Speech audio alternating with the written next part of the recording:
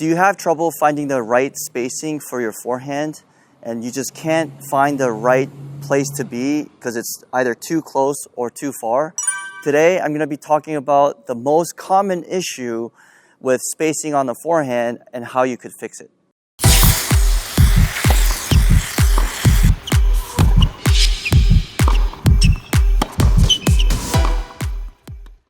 Before we get into the lesson, I want you guys to know that we're running an early Black Friday sale at RTPTennis.com. I don't know if you guys know, I never really talk about it a lot on my channel, but I do own a tennis equipment company, accessories company that prevents injuries and pain, or the nagging injuries that you get reoccurringly. Okay, so going into the lesson, today is really about footwork. A lot of times the problem that I see or have fixed is because players don't have the correct stance. Now, yes, there's closed stance, neutral stance. Let me show you closed stance, which is left foot in front, or closed is in front of the right foot, and then this one is more even. So this is neutral, and this is more like semi-open, where you're not quite open stance, but you're more staggered in your stance on your forehand. And then there's complete open stance. If you haven't learned these stances, a lot of times what's happening is they're trying to go open stance, but what they're doing is they're setting up as a semi-open stance. And what that does is when you're moving to the ball, you actually feel like you've gotten close enough, but as you step with the left foot, your contact point shifts this way. So because if you put that weight down on that left foot and your contact shifts, basically you thought you were going to hit from here, and then you put the left foot down, and then your contact point shifts more to the left. So basically you feel like, I feel like I have to get closer to the ball, because when you put that left foot down and you transfer the weight as you hit the ball, basically you're moving the contact point, so you feel like you have to literally be jammed to hit the ball. And if you try to hit the ball naturally from here, and if you put that foot down, you'll be too far away. You see how my butt is sticking out, and it can't really be going this way because it's like you have to reach for it. Here versus here. It's very awkward. So that's what's happening. When you set up and you try to go semi-open, you're jamming yourself, literally trying to hit the ball. But what that does is, if you're trying to go out wide and hit wide balls and you try to go semi-open, you can't, because it's too far, because the ball is going outside of the court. It's moving away from the court. So it's causing a lot of different problems. I don't know if I should go close. I don't know if I should go far away because it feels jammed, but they get so confused. The way to fix this is you have to hit the ball off of 1 foot, not 2 feet. So you want to lift. Let's say you set up as an open stance, semi-open stance. You have to lift that left foot to be able to pivot off of one axis. You see that? And the axis doesn't move. If the axis moves, then you're moving the contact point with it without the rotational power. So basically, you're moving this way, moving the axis, and you're moving the rotation. So it's causing a lot of different problems. You only want to pivot, and the axis is just very still rather than the axis moving laterally. You see that? So that way, if you're moving laterally, then the contact point shifts. So that's why you're having problems. So the correct way to hit an open stance or semi-open is to try to lift that left foot slightly and then step after you hit the ball. So you're almost like landing after you hit it. You see that? Here, even if you go semi-open, you go here, and then you could go forward, but there's no reason to. You could go here, set up, and then after the shot, you could put that leg almost even with the right foot. And even, some players go here, boom, and they do the reverse pivot and jump with the right foot, land with the left foot. That I could do. I could show you guys later on. That's a more advanced skill. I taught this 12-year-old. She was top 3 in Asia. And one day I saw her playing this, I think it was level 1 ITFs, and she was using it so well. I was like, oh my gosh, like, you do the reverse pivot so well on your forehand. I was like, who taught you that? And she's like, you did. And I was like, I did? I forgot. I completely forgot that I taught her when she was 12, when she was number 3 in Asia. And at that time, she was like 17, 18, and she was playing ITFs. And I saw her playing, and I was like, wow, like, you use that really well. And I forgot I told her that. So, and I think she's the youngest player that I actually taught the reverse pivot forehand. But anyways, that's, you know, that's a video for another day. Anyways, okay, so let me show you. Okay, so basically when you're setting up with the semi-open, see how I have to like almost be almost too close to be able to hit the ball, because you're moving this way as you hit the ball. You see that?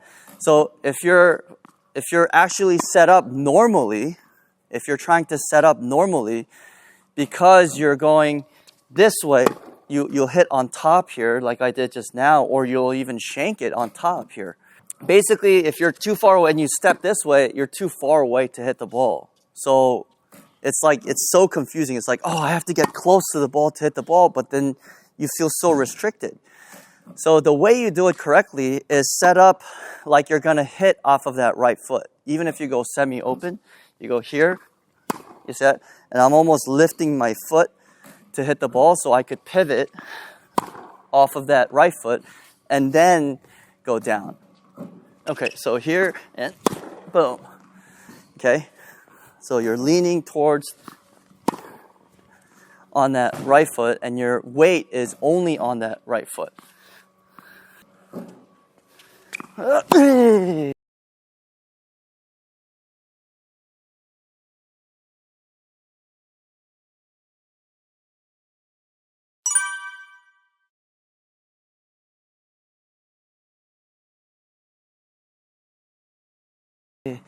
Pivot and then step.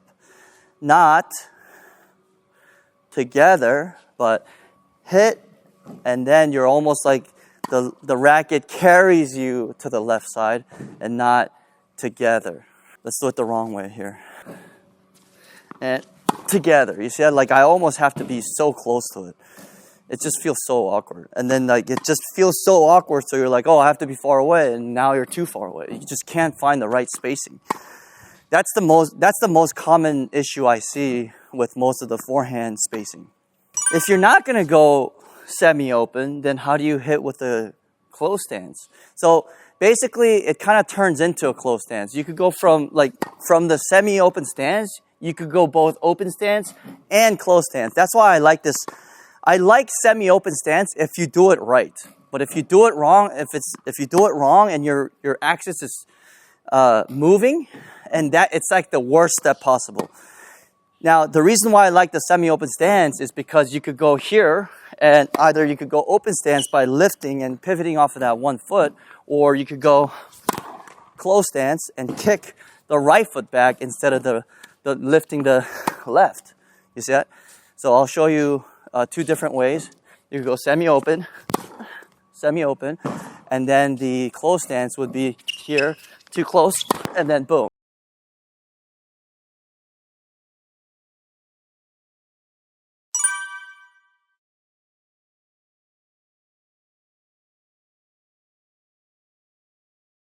You see that? So I moved away from it and set up with a semi-open and went this way. You see that? So that way, it gives me the freedom to whichever stance I need to actually hit the ball. Now, open stance for me gives me more spin because I'm not going through. And for close stance, it gives me more power because it limits my swing so I don't open up so much. I'm trying to actually limit my swing by keeping it closed. Trying to go as fast as I can, but because of the limitation of my body, it's going to keep it in even if I hit it really hard. On the open stance, it gives you the the racket path going more laterally, going to the left instead of going forward. So it gives me more spin. So the racket doesn't go all the way through. It doesn't go all the way through. And if I do go all the way through, bad things are going to happen. Usually open stance is for spin and angle, and closed stance is for more power, actually. And it's not the way you guys think. Here, let me turn this off first. The difficult thing about like coaching tennis or like trying to understand tennis is like the focus point changes. Like what you need to focus on changes depending on what level you're at. So, for example, like some people could say, you get more power with the closed stance, or you get more power with open stance. But spin is also power, and hitting it flat, plowing it through is also power. So it's the same term used different ways. Another thing is that the way we use our body at the top level is very different. We need to almost like limit ourselves instead of opening up too much. You actually lose power that way too. But if you open up too much and you get too much power and you have no control and you don't know where the ball is going, then obviously that's bad, right? So what we're trying to do is when we're trying to go as fast as we can, we're trying to limit how much body we're actually using. It's a very different way of thinking.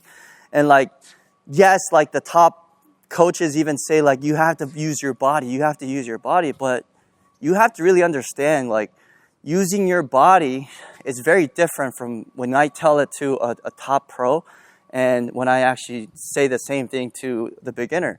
If some coach said, hey, you got to use your body to a beginner, it's more like, oh, I have to be more active, or I have to be bigger in my movements, or I have to use the momentum of the racket, bigger backswing, or bigger step going forward, or like more rotation. But that doesn't necessarily relate to what I'm saying to my top players, or even me, myself. Like when I say, hey, you got to use your body correctly, it's more like, yes, you got to use your body correctly, not more. You understand? So it's not like, oh, like I got to use my body more.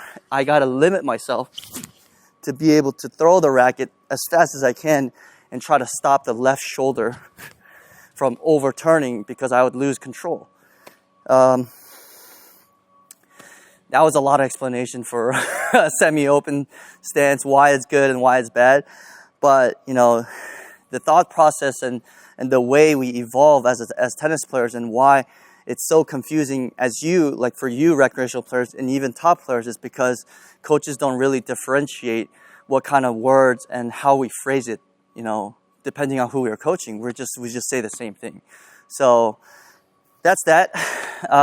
So I think the next one is going to be about how your focus level changes, or what you need to focus on kind of changes on your forehand with your wrist. Like it's very different as a beginner, and as you get better, it's very different. You still want the same thing, but you focus on different things. So I'm going to be talking about that in my next video. Thanks for watching.